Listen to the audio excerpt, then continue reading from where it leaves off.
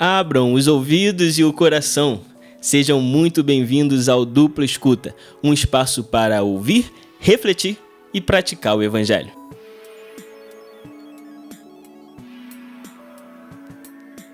Fala galera, sejam todos muito bem-vindos ao Dupla Escuta e muito bem-vindos, é claro, a 2026. Estamos começando mais um ano e eu, quero desejar aqui um feliz ano novo para você, é claro. Que seja um ano repleto das bênçãos de Deus, debaixo da graça do nosso Senhor e Salvador Jesus Cristo, amém? Pois é.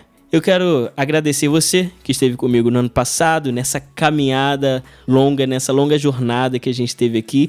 E quero te agradecer também, você que está chegando agora, que está começando a ouvir os episódios. Cara, seja muito bem-vindo, sinta-se à vontade. Aqui é um lugar para a gente realmente ouvir, refletir e também, por que não, praticar o Evangelho. Então, se você está disposto a isso, sinta-se em casa, a mesa é sua, beleza? Então, eu já quero dizer aqui, que eu não sei se você sabe, não sei se você viu, mas eu já cheguei bombando aí no Instagram, tá ligado, né? Pô, coloquei um vídeo lá, mais de 4.000 visualizações, o outro mais de 3.000 visualizações, enfim, pessoal chegando pra seguir e tal, pá. Pô, fiz um videozinho maneiro aí pra colocar no YouTube, então, pô, cheguei aqui como um produtor de conteúdo daquele jeito, né? Mas, bom, você sabe que essa não é minha vibe, né? Então, cara, o que eu tento colocar aqui é um episódio aí por mês e tal, é o que eu consigo fazer, mas eu acredito que isso seja suficiente para que a gente seja, de alguma forma, alimentado aí com a palavra, beleza? Bom, sem mais delongas, não vou ficar aqui falando baboseira, então vamos pro episódio que tá muito maneiro. E a gente vai falar sobre Jesus, né? Quem é Jesus? Quem é esse cara aí que esses crentes ficam falando? Então vamos pro episódio? Vamos lá? Então bora!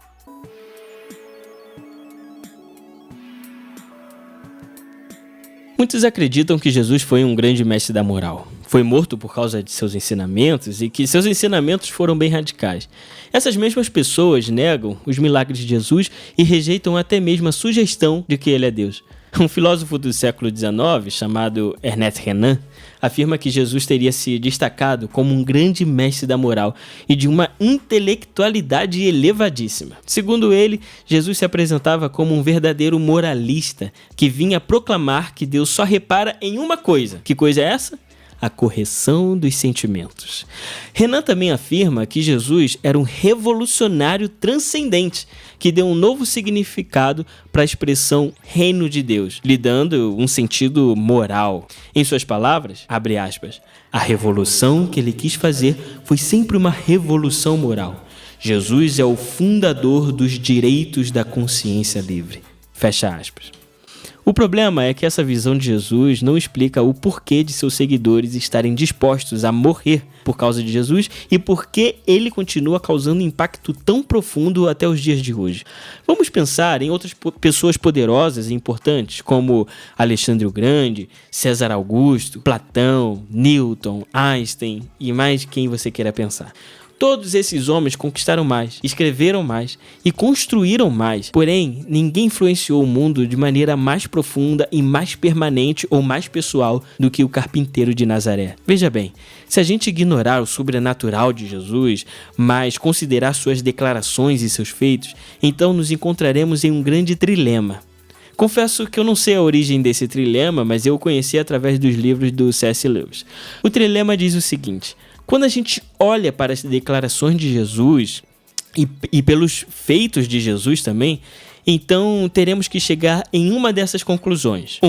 Ou Jesus era um lunático, do tipo de alguém que afirmasse ser um ovo frito, ou Jesus era um mentiroso, ou seja, o diabo em pessoa, ou Jesus seria, de fato, o Filho de Deus, como ele mesmo afirmou.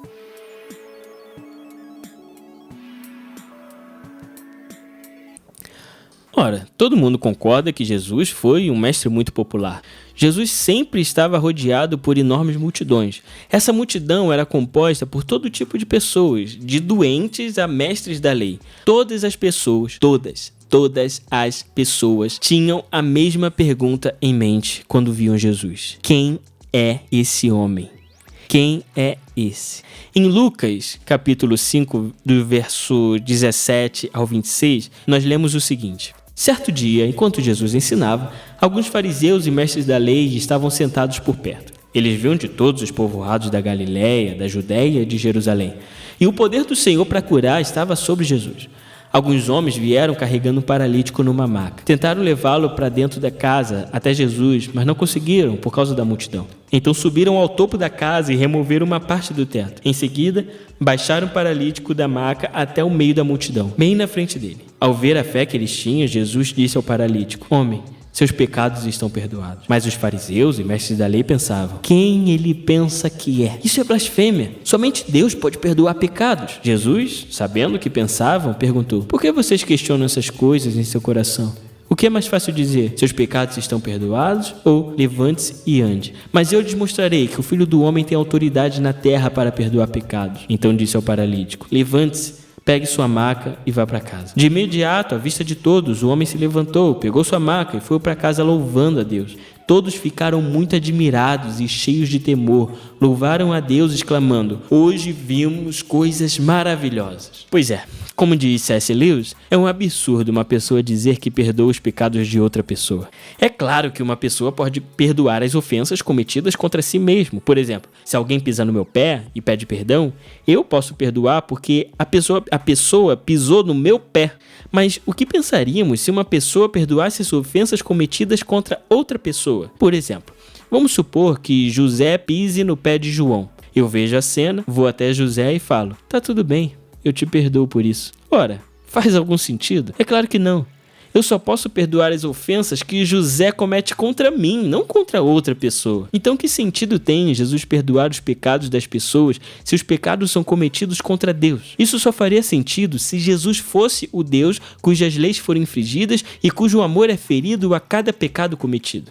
Vamos ver outra cena onde Jesus aparece perdoando pecados. Agora em Lucas capítulo 7, versículos 36 a 50. Um dos fariseus convidou Jesus para jantar. Jesus foi à casa dele e tomou lugar à mesa. Quando uma mulher daquela cidade, uma pecadora, soube que ele estava jantando ali, trouxe um frasco de alabastro contendo um perfume caro. Em seguida, ajoelhou-se aos pés de Jesus, chorando. As lágrimas caíram sobre os pés dele e ela os secou com seu cabelo, e continuou a beijá-los e a derramar perfume sobre eles. Quando o fariseu que havia convidado Jesus viu isso, disse consigo: se este homem fosse profeta, saberia que tipo de mulher está tocando nele. Ela é uma pecadora. Jesus disse ao fariseu: Simão, tenho algo a lhe dizer. Diga, mestre, respondeu Simão. Então Jesus lhe contou a seguinte história. Um homem prestou dinheiro a 2 pessoas, 500 moedas de prata a uma delas e 50 a outra. Como nenhum dos devedores conseguiu lhe pagar, ele generosamente perdoou ambos e cancelou suas dívidas. Qual deles o amou mais depois disso? Simão respondeu: suponho que aquele de quem ele perdoou a dívida maior. Você está certo? Disse Jesus. Então voltou-se a mulher e disse a Simão: veja essa mulher ajoelhada aqui. Quando entrei em sua casa, você não ofereceu água para eu lavar os pés, mas ela os lavou com suas lágrimas e os secou com seus cabelos.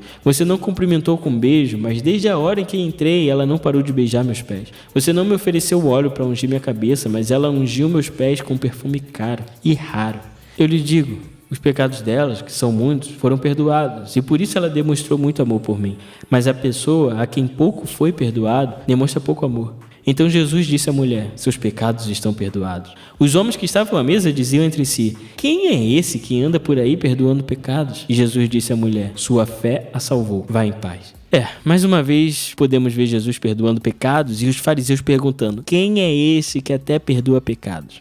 Aqui, Jesus não apenas perdoa pecados, como também diz que aqueles que têm seus pecados perdoados demonstram amor por ele.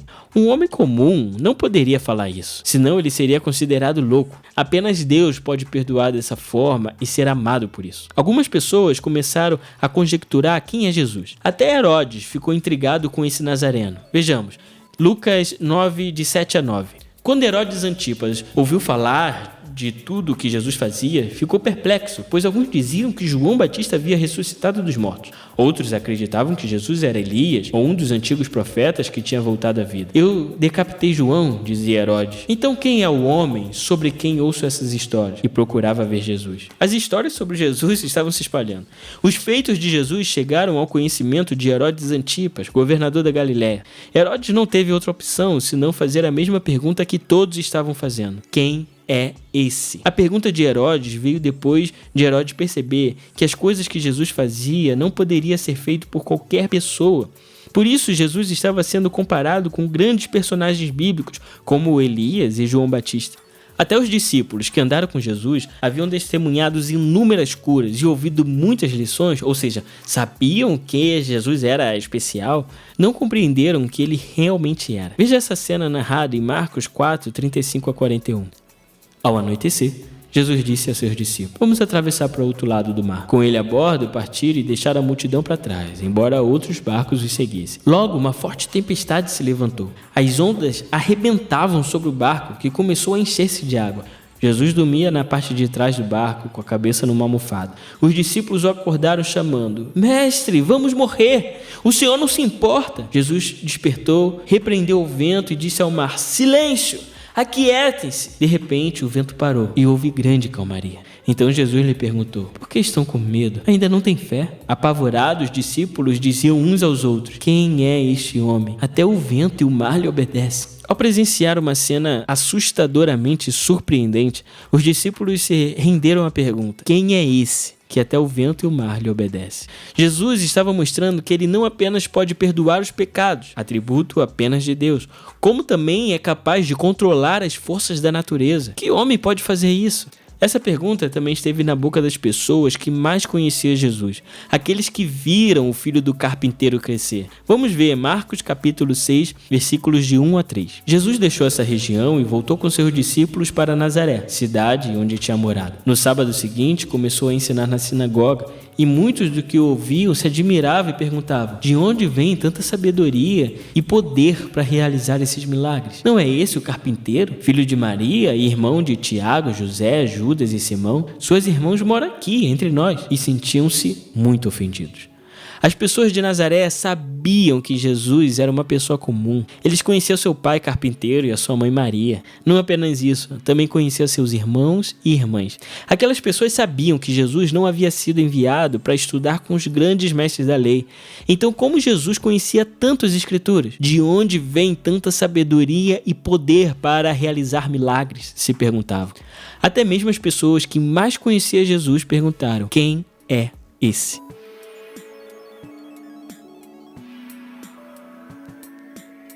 A nossa lista de pessoas com dúvidas sobre quem é Jesus está aumentando.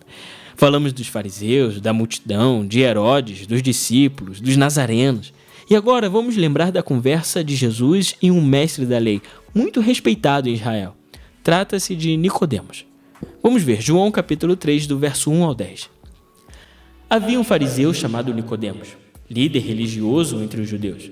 Certa noite, veio falar com Jesus e disse: Rabi, todos nós sabemos que Deus enviou o Senhor para nos ensinar. Seus sinais são provas de que Deus está com o Senhor. Jesus respondeu: eu lhe digo a verdade. Quem não nascer de novo não verá o reino de Deus. Como pode um homem velho nascer de novo? Perguntou Nicodemos. Acaso ele pode voltar ao ventre da mãe e nascer uma segunda vez? Jesus respondeu: eu lhe digo a verdade.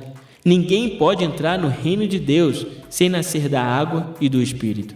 Os seres humanos podem gerar apenas vida humana, mas o Espírito dá à luz vida espiritual. Portanto, não se surpreenda quando digo é necessário nascer de novo. O vento sopra onde quer. Assim como você ouve o vento, mas não é capaz de dizer de onde ele vem nem para onde vai, também é incapaz de explicar como as pessoas nascem do Espírito. Como pode ser isso? Perguntou Nicodemos. Jesus respondeu: você é um mestre respeitado em Israel e não entende essas coisas? Baseado nesse texto, podemos destacar algumas características de Nicodemos, que são importantes aqui para a nossa conversa. Primeiro, ele era membro do Sinédrio. O Sinédrio era o lugar onde se elaboravam as leis, faziam julgamentos e praticavam a justiça. Era formado por 70 homens respeitados pelos judeus. Segundo, ele era um mestre em Israel, ou seja, provavelmente ele era bem conhecido por seus ensinamentos. Terceiro, ele era um pouco cético, como a maioria das pessoas inteligentes. E quarto, ele era intelectualmente honesto. Por isso teve de admitir que Jesus não era uma pessoa comum. É justamente esse último ponto que eu gostaria de destacar.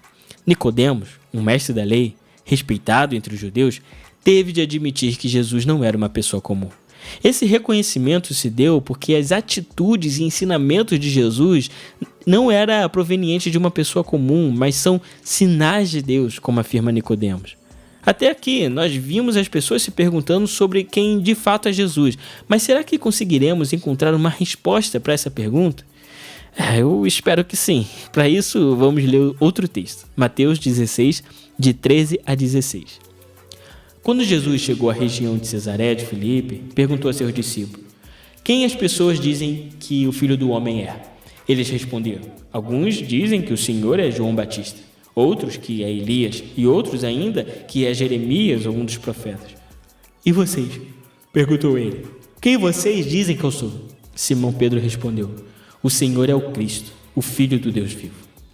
Olha, o versículo 14 nos mostra que todos tinham uma teoria sobre quem é Jesus. Mas Jesus queria saber a teoria de seus discípulos, e a resposta foi certeira. Jesus é o Cristo. A palavra Cristo e Messias significam a mesma coisa, o ungido. Nas culturas do Oriente Médio, de forma geral, era derramado um óleo sobre a cabeça de uma pessoa como reconhecimento de sua bravura no campo de batalha. Em Israel, mais especificamente, o rei era o ungido do Senhor. Ou seja, os judeus esperavam, esperançosos, a chegada de um rei especial, o Messias que superaria todos os outros ungidos anteriores de Israel. Esse Messias daria início a uma nova forma de relacionamento com Deus, estabeleceria um tempo de paz e prosperidade e governaria o mundo inteiro a partir de Israel. Essa pessoa não seria apenas um Cristo, seria o Cristo. Não seria apenas um ungido, seria o ungido. Nesse mesmo versículo 16, Pedro afirma uma outra verdade sobre Jesus: o Filho do Deus vivo. No hebraico, ser filho significava compartilhar de todas as qualidades do Pai e herdar seus privilégios e poder. Por isso, ninguém ousava dizer ser filho de Deus, pois isso significava dizer que essa pessoa era igual a Deus, o que seria uma blasfêmia. O fato de Pedro dar a Jesus esse título significava que Jesus era um objeto digno de adoração como o Deus que os judeus adoravam no templo há séculos. No versículo 17, Jesus responde à declaração de Pedro de forma positiva. É como se Jesus estivesse dizendo: sim, você entendeu. Esse é o insight sobrenatural que você recebeu do céu. Sou de fato uma divindade. Para a pergunta, quem é esse? O que podemos responder? Se acreditarmos no que Jesus disse sobre si mesmo, então ele é Deus.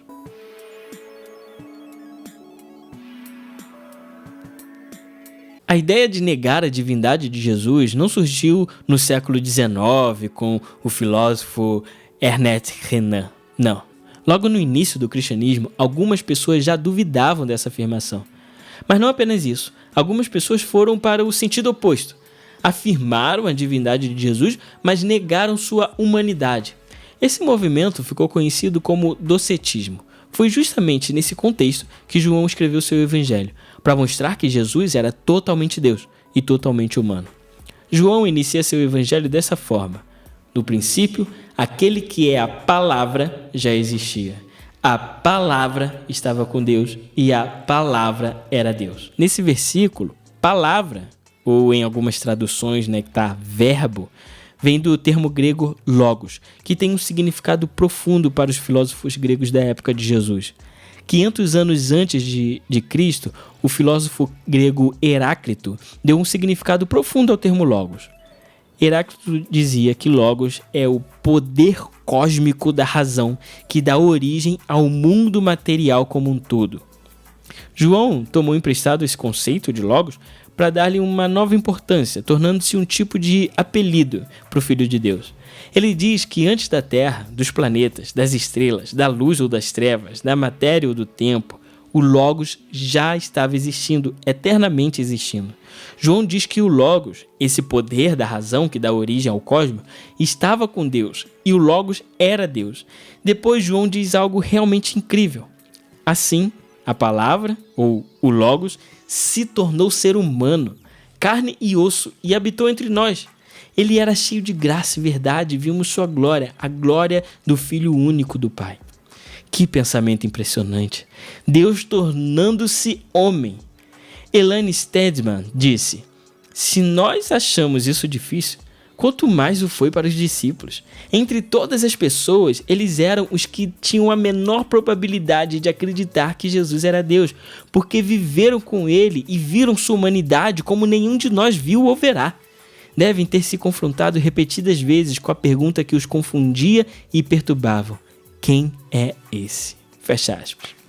O apóstolo Paulo, que se tornou discípulo de Jesus mais tarde, escreveu aos Colossenses concordando com o apóstolo João ao dizer que Jesus é o princípio criador de todas as coisas, ou seja, o Logos.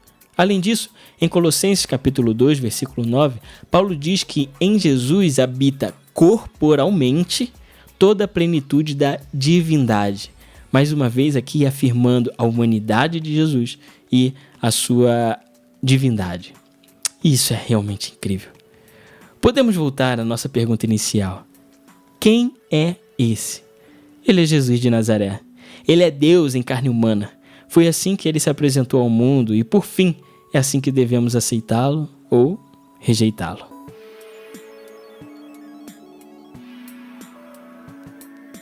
Isso aí, galera. Espero que vocês tenham gostado desse episódio. Se gostou, deixa seu like, seu comentário, compartilha esse episódio para os seus amigos, para a galera da igreja, para todo mundo, beleza? Para a gente continuar fazendo esse trabalho aqui para honra e glória do nosso Senhor e Salvador Jesus Cristo. Amém?